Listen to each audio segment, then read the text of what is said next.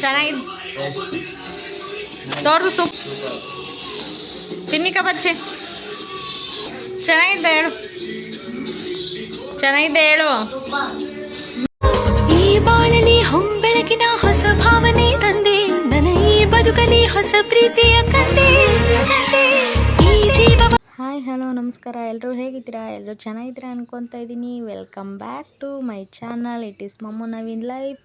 So ಇವತ್ತೊಂದು recipe ಏನಂತಂದರೆ ಪೂರಿ ಮತ್ತು ಸಾಗು ಮಾಡ್ತಾಯಿದ್ದೀವಿ. ಬನ್ನಿ ಹೇಗೆ ಮಾಡೋದು ಅಂತ ಹೇಳ್ಕೊಡ್ತೀನಿ.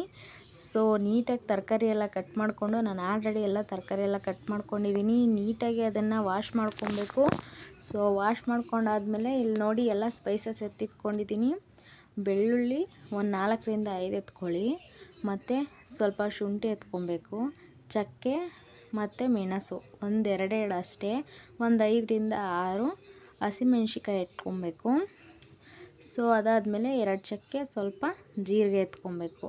ಸೊ ಅದಾದಮೇಲೆ ಸಣ್ಣಕ್ಕೆ ಹೆಚ್ಕೊಂಡಿರೋ ಕೊತ್ತಂಬರಿ ಸೊಪ್ಪು ಎತ್ಕೊಂಡು ಸ್ವಲ್ಪ ಹಾಕಿ, ಪುದೀನ ಇದ್ದರೆ ಪುದೀನೂ ಆ್ಯಡ್ ಮಾಡ್ಬೋದು. ಸೊ ನಿಮಗಿಲ್ಲ ಅಂತಂದರೆ ಕೊತ್ತಂಬರಿ ಸೊಪ್ಪು ಓನ್ಲಿ ಹಾಕ್ಬೋದು. ಅದಾದಮೇಲೆ ಸಣ್ಣಗೆ ಹೆಚ್ಕೊಂಡಿರೋ ಒಂದು ಹೋಳಷ್ಟು ತೆಂಗಿನಕಾಯಿ ಹಾಕ್ಕೊಳ್ಳಿ. ಸೊ ಟೇಸ್ಟ್ ಚೆನ್ನಾಗಿ ಸಿಗುತ್ತೆ. ಜಾಸ್ತಿ ಜನ ಇದ್ದಾರೆ ಅಂತಂದರೆ 1 ತೆಂಗಿನಕಾಯಿ ಹಾಕಿ, ಇಲ್ಲ ಕಮ್ಮಿ ಜನ ಇದ್ದಾರೆ, ಇಬ್ಬರಿಗೆ ಇಲ್ಲ 4 ಜನಕ್ಕೆ ಬೇಕು ಅಂತಂದರೆ ಒಂದು ಅರ್ಧ ಹೋಳು ಹಾಕಿ. ಸೊ ಇದೆಲ್ಲ ಆದಮೇಲೆ ಒಂದು ಅರ್ಧ ಕಪ್ಪಷ್ಟು, ಇಲ್ಲಾಂದರೆ 1 ಕಪ್ಪಷ್ಟು ಹುರ್ಗಡ್ಲೆ ತೊಗೊಳ್ಳಿ. ಸೊ ಅದಾದಮೇಲೆ ಕ್ಲೋಸ್ ಮಾಡಿ ಮಿಕ್ಸಿ ಮಾಡಾದಮೇಲೆ ಒಂದು ಟೊಮೊಟೊ ಹೆಚ್ಚಿಟ್ಕೊಳ್ಳಿ, 2 ಈರುಳ್ಳಿ ಹೆಚ್ಚಿಟ್ಕೊಳ್ಳಿ. ಆಲ್ರೆಡಿ ನಾನು ತರಕಾರಿ ಎಲ್ಲ ಆಲ್ಮೋಸ್ಟ್ ಎಲ್ಲ ಹೆಚ್ಚಿಟ್ಕೊಂಡಿದ್ದೀನಿ, ನೀಟಾಗಿ ತೊಳೆದು ವಾಶ್ ಮಾಡಿದ್ದೀನಿ. ನೆಕ್ಸ್ಟ್ ಏನು ಮಾಡಬೇಕು ಅಂತಂದರೆ ಕುಕ್ಕರಿಗೆ ಒಂದು ಸ್ವಲ್ಪ ಎಣ್ಣೆ ಹಾಕಿ ಬಿಸಿ ಆಗೋ ಗಂಟ ಕಾಯಿರಿ. ಬಿಸಿ ಆದಮೇಲೆ ಅದಕ್ಕೆ ಸ್ವಲ್ಪ ಸಾಸಿವೆ ಹಾಕಿ, ಸಾಸಿವೆ ಆದಮೇಲೆ ಅದಕ್ಕೆ ಉದ್ದಿನಬೇಳೆ ಹಾಕಿ, ನೀಟಾಗಿ ಸಾಸಿವೆ ಚಿಟಪಟ ಅಂತ ಆದಮೇಲೆ ಉದ್ದಿನಬೇಳೆ ಹಾಕಿ, ಅದಾದಮೇಲೆ ಅದು ನೀಟಾಗಿ ಫ್ರೈ ಆಗ್ತಾಯಿದೆ ಅಂತ ಗೊತ್ತಾದಮೇಲೆ ಒಂದು ಈರುಳ್ಳಿ ಹಾಕ್ಕೊಳ್ಳಿ, 1 ಕಪ್ಪಷ್ಟು ಈರುಳ್ಳಿ. ಸೊ 2 ಈರುಳ್ಳಿ ಕುಯ್ಕೊಂಡ್ರೆ ಸಾಕು, ಇಲ್ಲಾಂದರೆ 1 ಈರುಳ್ಳಿ ಎಲ್ಲ ನಾವು ಹಾಕಿರ್ತೀವಲ್ಲ ಆಲ್ಮೋಸ್ಟ್ ತರಕಾರಿ ಎಲ್ಲ, ಸೊ 1 ಈರುಳ್ಳಿ ಹಾಕಿದ್ರೆ ಸಾಕಾಗುತ್ತೆ. ಸೊ ಅದು ಬ್ರೌನ್ ಕಲರ್ ಬರೋ ತನಕ ನೀಟಾಗಿ ಫ್ರೈ ಮಾಡ್ಕೊಳ್ಳಿ.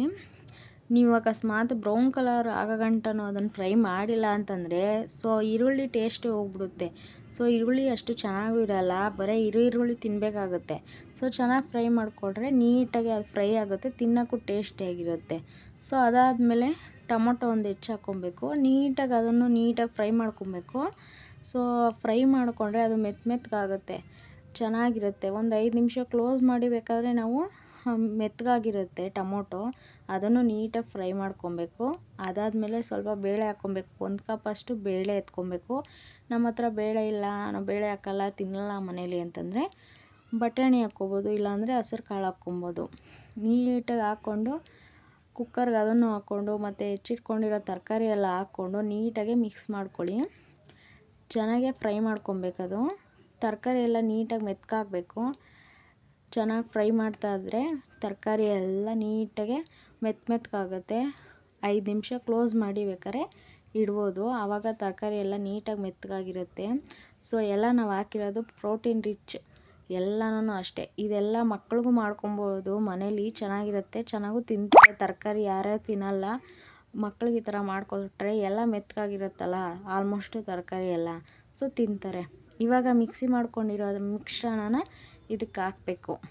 ಇವಾಗ ಏನೇನು ಸ್ಪೈಸಸ್ ಹಾಕಿದ್ದೀವಿ ಅದೆಲ್ಲ ಆರಿಸ್ಕೊಂಡಿದ್ದೀವಲ್ಲ, ಸೊ ಇದಕ್ಕೆ ಹಾಕಿ ನೀಟಾಗಿ ಫ್ರೈ ಮಾಡ್ಕೊಬೇಕು, ಮಿಕ್ಸ್ ಮಾಡ್ಕೊಬೇಕು ಚೆನ್ನಾಗೆ.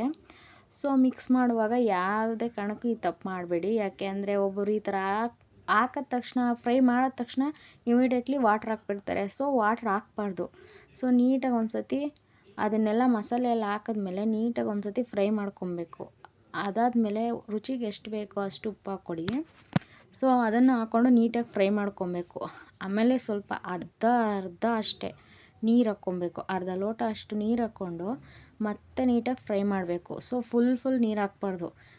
ಮಾಡಾಗೋಯ್ತು, ಮಿಕ್ಸ್ ಮಾಡಾಯಿತು, ಫ್ರೈ ಮಾಡಿದ್ವಿ ಅಂತ ಅಂದ್ಬಿಟ್ಟು ಇಮಿಡಿಯೇಟ್ಲಿ ನಾವು ಜಾಸ್ತಿ ವಾಟ್ರ್ ಹಾಕಿದ್ರೆ ಅದು ನೀಟಾಗಿ ಫ್ರೈ ಆಗಿರಲ್ಲ, ಅದೆಲ್ಲ ಮೇಲ್ಗಡೆನೇ ತೇಲ್ತಾ ಇರುತ್ತೆ.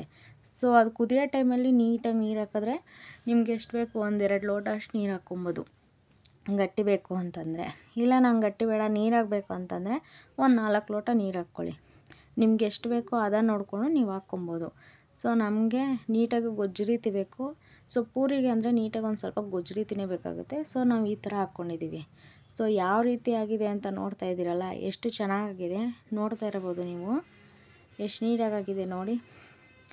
ಸೊ ನೀವು ಮನೇಲಿ ಒಂದು ಸತಿ ಟ್ರೈ ಮಾಡಿ, ಹೇಗಿದೆ ಅಂತ ಕಮೆಂಟ್ ಮಾಡಿ, ಶೇರ್ ಮಾಡಿ, ಸಬ್ಸ್ಕ್ರೈಬ್ ಮಾಡಿ, ಬೆಲ್ ಐಕನ್ ಲೈಕ್ ಮಾಡಿ, ಕ್ಲಿಕ್ ಮಾಡಾದಮೇಲೆ ಸೊ ಈ ರೆಸಿಪಿನ ಯಾವ ರೀತಿ ಇತ್ತು ಅಂತ ಟ್ರೈ ಮಾಡಿ, ಮನೇಲಿ ಟ್ರೈ ಮಾಡಿ ನನಗೊಂದು ಸತಿ ಕಮೆಂಟ್ ಮಾಡಿ. ಓಕೆ, ಬಾಯ್ ಆಲ್.